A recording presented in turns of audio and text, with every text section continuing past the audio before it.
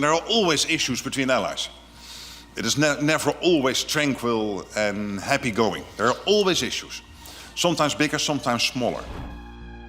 The NATO alliance is facing one of its most serious internal crises as President Donald Trump, now back in the White House, escalates his economic war on US allies.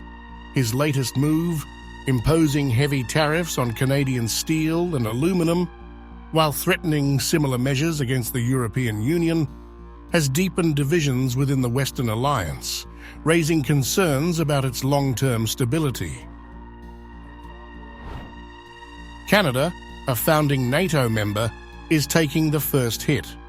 Trump's 25% tariff on steel and 10% on aluminum imports from Canada has triggered an immediate backlash in Ottawa. Prime Minister Justin Trudeau has imposed counter-tariffs, escalating fears of a full-blown trade war between the two allies. Unfortunately, the actions taken today by the White House split us apart instead of bringing us together. Tonight, I am announcing Canada will be responding to the U.S. trade action with 25% tariffs against $155 billion worth of American goods. This will include immediate tariffs on $30 billion worth of goods as of Tuesday, followed by further tariffs on $125 billion worth of American products in 21 days' time to allow Canadian companies and supply chains to seek to find alternatives. But Trump remains unmoved, dismissing criticism and doubling down on his America First economic policy. He insists that Europe has taken advantage of US trade for decades, vowing that the days of America being a piggy bank for the world are over. As Canada pushes back, European leaders are preparing for Trump's next economic strike. The White House has already hinted at tariffs on European cars, agriculture, and other key industries unless the EU renegotiates trade terms on Trump's terms.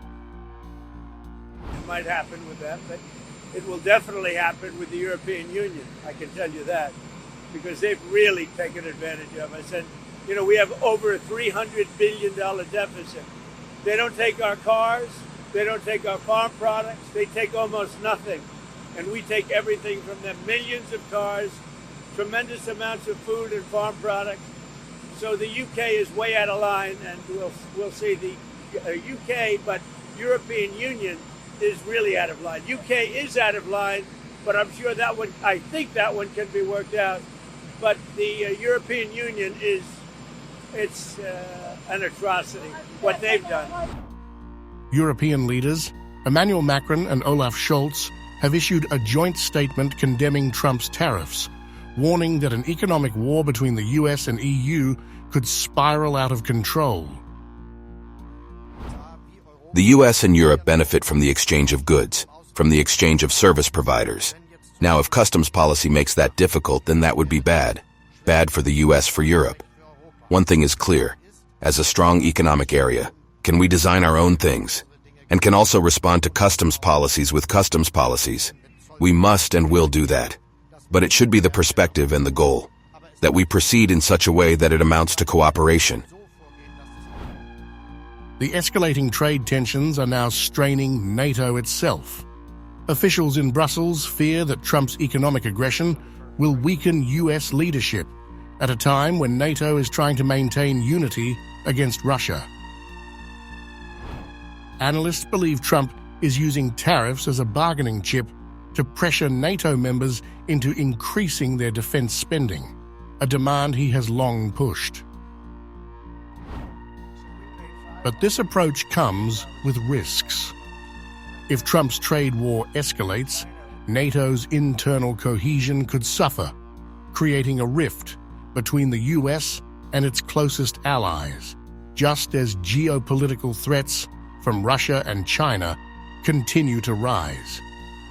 With America's allies fighting back, the question remains, is Trump strengthening US leverage, Or is he pushing NATO toward a deeper divide?